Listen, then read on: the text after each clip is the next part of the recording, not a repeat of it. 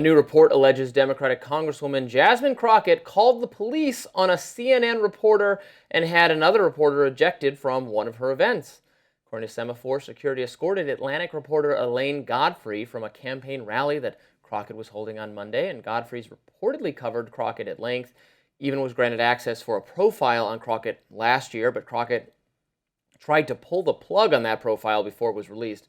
Remember discussing that one with Niall last year. That comes after CNN reported Edward Isaac Dover allegedly had Capitol Police called on him earlier this month as well. It was Crockett's campaign alleging he may have trespassed when he tried to visit a campaign office location. Now, for its part, Crockett's campaign has denied that Godfrey was removed from an event, but Atlantic editor Jeffrey Goldberg confirmed that one of his reporters had been registered to attend an event and was later asked to leave after they started to ask questions.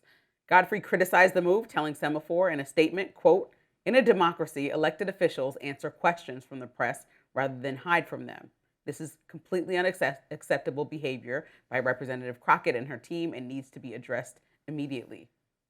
Crockett isn't the only Democrat who's allegedly taken an increasingly adversarial tone with national media. An aide for California Governor Gavin Newsom emailed a reporter from Real Clear Politics telling them to expletive off earlier this week after the reporter asked for proof of the governor's dyslexia, which he mentions in his new book.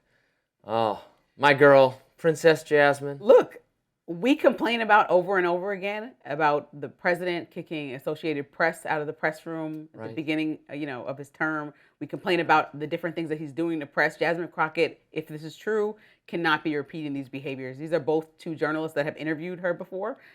Because you don't like what they say, that doesn't mean that they're not allowed to report. Right. What bothers me or concerns me is that I think Jasmine Crockett doesn't understand how the media works. Like when she tried to pull the plug on that profile, it was right. It was already done. And then she was like, you know what? I'm canceling this. Well, you can't, once you've agreed to speak on the record, you no longer have any power over what the journalist does. Right. If you say we're speaking off the record and then they publish your comments, then you get to complain about it. Right. But if you don't clarify that or if you don't set the terms in advance, you have no control over it. So her not getting that on a very fundamental level, this seems in keeping with that. Well, I think in recent weeks we've seen, especially because James Tallarico's interview got so much traction online after CBS allegedly pulled the plug on it. I think we've seen early voting start. We've seen people have conversations about Jasmine Crockett being the star in this race and then Tallarico kind of surpassing her in certain ways.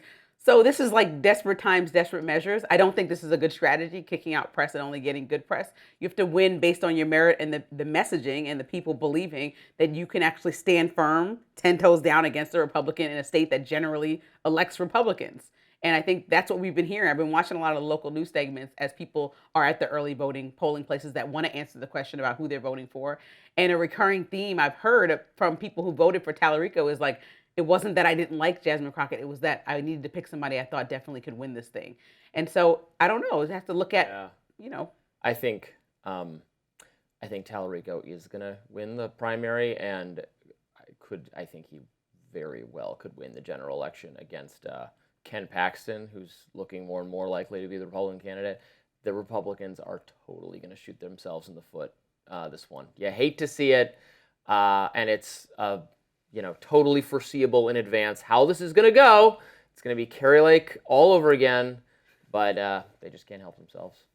Now, ICE has hired thousands of new officers, but its processes for hiring and training are under some intense scrutiny. That's next in My Lens.